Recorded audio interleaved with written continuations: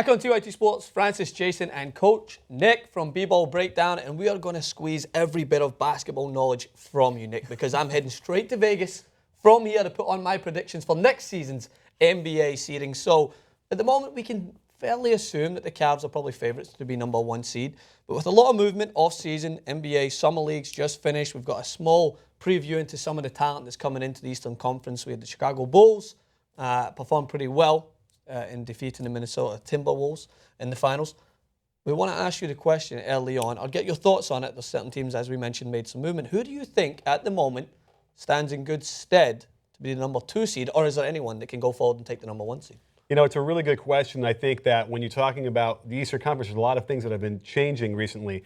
So the Pacers seem like they have on paper something to offer against the Cavaliers. You know, it's funny because we tend to forget about the Raptors, who were the ones who, you know, in theory could give them the most run as well. But it definitely feels like there is a, you know, there's the Cavs and then there's everybody else. And even like a team like the Bulls have some things, right? They have a mismatch of things, and I don't know how Hoiberg is going to mix these things together because you got guys who don't shoot real well. You got guys who like to handle the ball a whole lot. So those are the kind of things that take time, and you might not figure it out until the end of the year. And by then, it's probably too late. The seedings are already set, and you're going to be on the road to start those playoffs. So I don't know. I think it's going to be a real crapshoot. So speaking of the Pacers, let's actually take a look at some of these depth charts because there was, as we just both put it, a lot of movement. So much so that guys are going to be in New Jersey next year and you're going to be going, what?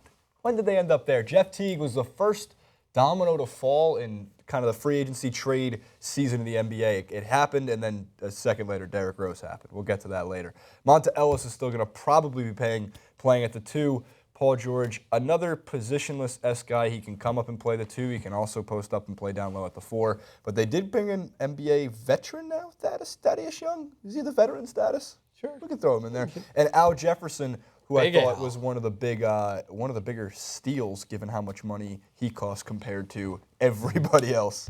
Rodney Stuckey coming off the bench as well. Young was playing well in the summer league. Actually, if that's the Joseph Young I'm thinking of.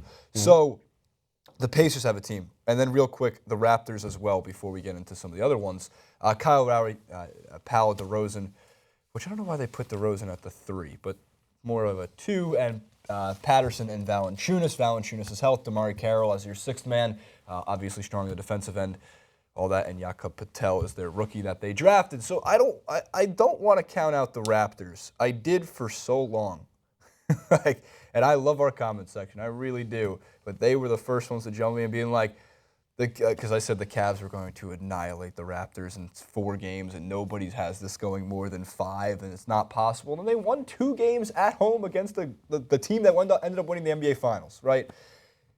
That's a team that plays even better during the regular season than I think they do in the playoffs. And if we're talking about regular season and we're talking about seedings, that's a team that is capable and only came up a game or 2 or 3 short from taking the 1 seed last year.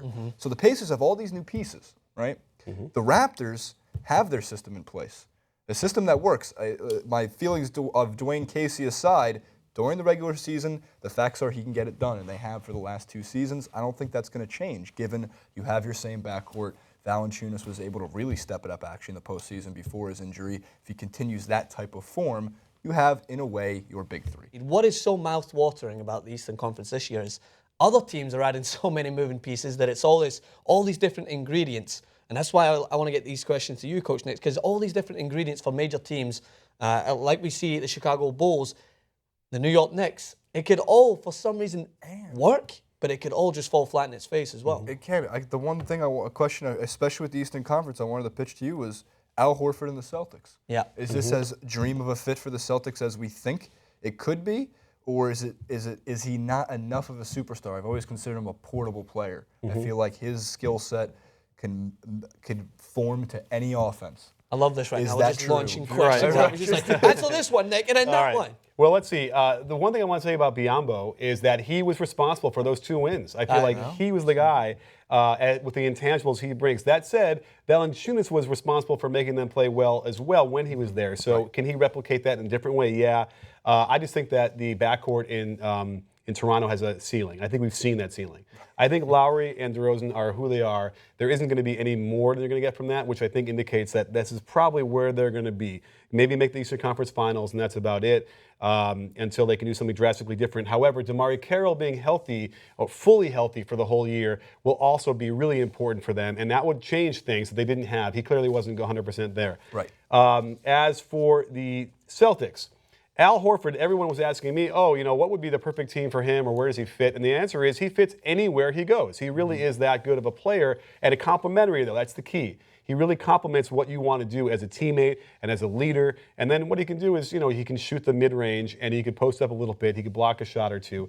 So he's going to make them better, right? He's better than what they had. I think he's an upgrade over Sullinger, for instance. I love Jay Crowder. I love Avery Bradley. I love Brad Stevens. So now you're talking about another year of experience in the playoffs. There is no question that they could make a jump and actually play above what you would think on paper they had. Yeah. They did it all last regular season, and I actually was bummed when they were knocked out in the first round of the playoffs because that was even though they had a hump to get over. The Celtics and the Hawks, when they entered that first round playoff series last year, I thought the Celtics were going to get the better of the Hawks. I thought the Celtics could have gone on and really been a spoiler to certain teams, a team like the Raptors, a team maybe not necessarily the Cavaliers, but I thought if it was a Cavs versus Celtics Eastern Conference Finals, I thought that would be the two games they'd steal at home. It would be a 6-game series because, as you mentioned, Brad Stevens is creative. He is. I think he's one of the best inbound draw playmakers in the game. And of course, you talk about Jay Crowder, who is so sound defensively. I must be a coach's dream player because he hustles, he gets back in transition, he gets forward in transition, and of course, I think his ability to play defensively sound basketball is something that's so underrated in the league. I think it's why we hold guys like Kawhi Leonard so high up. Yeah. If you take all his defensive qualities away, where does Kawhi Leonard really rank? But when you have him as one of the best two-way players, if not the best two-way player potentially in the league outside of LeBron, before we get into rankings, oh God, staying in the Eastern Conference and the Celtics, but they can. With someone like Russell Westbrook, you're going to have to offload to get someone like him in there. Maybe Bradley goes, maybe Isaiah Thomas goes, and the Celtics are a team that encompass a building process. They have a structure in place. They have players that fit into certain roles. Al Horford comes in. It's like, oh my God, the pieces are all fitting together. And then if you want to bring in an MVP potential candidate like Russell Westbrook, you're going to have to disrupt that structure, right? To try and fit him in there. What do you think? Is it worth that risk or is it not? I would think with Russell Westbrook specifically that it's not worth that risk. I feel like, he is such a dominant personality across the board. And I'm not the biggest Westbrook fan. If you go on my channel, you'll see plenty of examples where I feel like he's, as a team player, wouldn't necessarily fit with what Coach Stevens wants to do.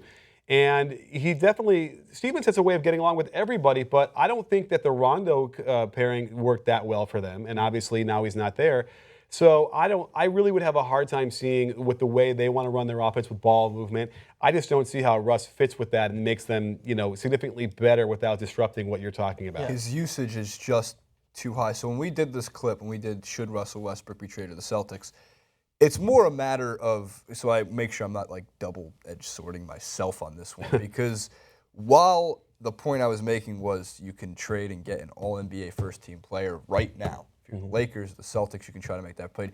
You have to pick up the phone, or if you're Sam Presti, you have to be picking up the phone and making calls because you don't want your other superstar to just get up and leave and get nothing in return because he's a free agent. Now, I don't know what's going through Sam Presti's head. I know he knows a lot more about basketball than I do, given the fact that he's one of the better GMs in the league and one of the better front offices in the league. At least I would think that after trades like Oladipo and really building that roster with Durant, it worked. Right. As close as you can get it to really capping off and winning a championship, it worked.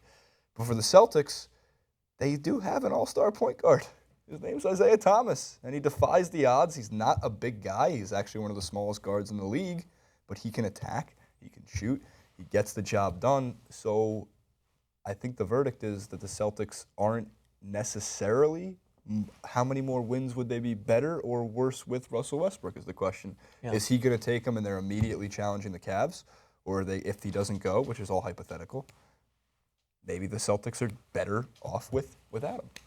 I agree. I think that, that is, Isaiah Thomas is one of my favorite players. I love little guys that can have an impact like that. And again, will he end up being the kind of guy that will start for the Celtics or not? Because, you know, when you look at a guy like Thomas, he's the kind of guy that would come off the bench, right? Microwave and do his thing. And then maybe like, the question is you let like Marcus Smart start or whatever. Right. That's another interesting question as well. So I would be hesitant, but that said, Presti has to get something in return. He can't let Russell Westbrook go for nothing like they just did with Kevin Durant. You couldn't let that happen and be successful in the long term. Here's the Knicks depth chart. I think Courtney Lee was a fantastic signing. I think it was the safest signing out of Derrick Rose and Joakim Noah, just because of the injuries, and Brandon Jennings as well. I just worry about the injuries with that team. Now, what I do understand is that if Derrick Rose and Jennings and Noah and, God forbid, Lee go down, we're left with what we had last year, which is Kristaps Porzingis and Carmelo Anthony. Yeah. I think the most important thing with the Knicks going into this year, next year, the year after, continue to develop Kristaps Porzingis into this actually special talent that we haven't really seen in the NBA. He's 7'3" listed, looks about 7'2". Can shoot. He can do everything that we have never seen someone of his size. Now, I shouldn't say never. That we've only seen, 3, 4, 5 guys in the NBA. If you're going to look and think about, okay, what guards would I want to have to play the triangle offense if you had your choice? And then you're looking to have Derrick Rose and then Brandon Jennings. Those are probably the last two names I would ever come up with when you want to run a triangle offense. Now, not to say you don't have to have like awesome shooters in that offense, but there's something about the way they play. You don't necessarily want to be ball dominant, dribbling the ball in place all the time, which those two guys do. So it's going to be a real challenge for Hornacek to come in there fresh. And not enough is said about that. When you come in as a new coach, and you can ask Hoiberg about that last year, it's a whole other ball game, and it's a different mindset that you have to develop. It doesn't happen that quickly. So I don't know. I think that there's going to be something they'll probably win more games than they did this past year, but I think it's going to be a struggle again, and they're going to deal with injuries, I think, without question. And we're going to have to find out. But Porzingis is a special guy, and I'm looking forward to seeing more of that, especially because he goes to the offensive glass so hard. There's going to be a lot of misses out there. Francis, where do they comment? In the section below, I'm sure. And they can go over to Coach Nick's channel, BBallBreakdown. Check out awesome videos over there. Maybe a little collab over there with some soccer NBA crossovers. Make sure to check that out. Where can they find you on Twitter at BBallBreakdown? BBallBreakdown. Nice. All right. Makes it easy. It's very easy. It's not like me with all my different names. Someone just give me my name. Just the guy's holding it hostage.